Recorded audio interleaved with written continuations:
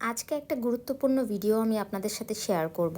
যাদের বাসায় পানি বিশুদ্ধ করার জন্য পিওরিট ব্যবহার করেন তারা অবশ্যই পিওরিটের সাথে এই ছাঁকনিটা ব্যবহার করে থাকেন। এক মাসও ঠিক মতো যায় না, ছাঁকনিটা কিন্তু আয়রনে একদম ভরে যায় এবং যতই ধোয়ার চেষ্টা করেন না কেন কিন্তু প্রথম নতুন কেনার পরে যেরকম ছাঁকনি দিয়ে পানি পড়তো ওই রকম পানি কিন্তু পড়ে না। 2 মাস 3 মাস 6 মাস পরে বারবার ছাঁকনি কিনাও কিন্তু একটা ওয়েস্টেজ। এই যে এখন আমি আপনাদেরকে দেখাবো এই ছাঁকনিটাকেই আমি একদম নতুনের মতো করে পরিষ্কার করে ফেলেছি। পিওরিটের এই ছাঁকনিটাই কিন্তু এখন দাম হয়েছে 250 টাকা। আমি আজকে এই টিপসটাই আপনাদের সাথে শেয়ার করব যে কিভাবে কোনো টাকা খরচ না করেই নতুনের মতো করে ফেলবেন আপনার ঘরের পুরনো ছাঁকনিটা। এই জন্য আমার লাগবে একদম ফুটন্ত গরম পানি। আমি এখানে 1.5টার মতো লেবু ইউজ করব। আমি 2টা লেবু কেটে নিয়েছি কিন্তু আমি এখানে 1.5টা লেবু ইউজ করব। এখানে কিন্তু পাতিলের মধ্যে একদম অনেক ফুটন্ত গরম পানি আছে। এই পর্যায়ে কিন্তু চুলাটা আমি অফ করে দিয়েছি। আর আমি এখানে 1.5টা লেবু চিপে এখানে দিয়ে দিচ্ছি।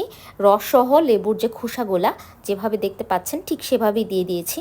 আর আপনারা দেখতে পাচ্ছেন যে আমি এখানে আমার সেই পুরাতন এবং আয়রনে ভরা ছাঁকনিটাই কিন্তু এই পাতিলের ভিতরে দিয়ে দিয়েছি। আর লেবুর খোসাগুলোও কিন্তু এটার ভিতরে দিয়ে দিচ্ছি। আর এটাকে তারপরে আমি ভালো করে ঢেকে রেখে দিব 2 ঘন্টার জন্য। ফিরে এলাম 2 ঘন্টা পর। এখন আমি আপনাদেরকে দেখাবো যে ছাঁকনিটা কি রকম পরিষ্কার হয়েছে। এখানে দেখতে পাচ্ছেন যে সাদা পানিটা কিন্তু হলদে হলদে কালার হয়ে গিয়েছে, মানে যে ছাঁকনির মধ্যে যে আয়রনগুলা ছিল এই আয়রনগুলা কিন্তু পুরাটাই ছেড়ে দিয়েছে এবং ছাঁকনিটা কিন্তু একদম সাদা হয়ে গিয়েছে। শুধু যে ছাঁকনিটা সাদা হবে তা না, আপনি যেই পাতিলে এটা রাখবেন সেই পাতিলটাও কিন্তু একদম চকচকে ঝকঝকে হয়ে যায়। একবার ট্রাই করেই দেখবেন। আর এখানে দেখতে পাচ্ছেন আমি ওখান থেকে উঠিয়ে ভালো করে পানি দিয়ে আবার ধুয়ে নিয়েছি। ধুয়ে আমি এখানে আপনাদেরকে দেখাচ্ছি যে কীরকমভাবে পরিষ্কার হয়েছে। এটা কিন্তু সেই আয়রনের ছাঁকনিটাই যেটা আমি পাতিলের মধ্যে দিয়েছিলাম এবং এটার পুরা আয়রনটাই কিন্তু উঠে চলে গিয়েছে।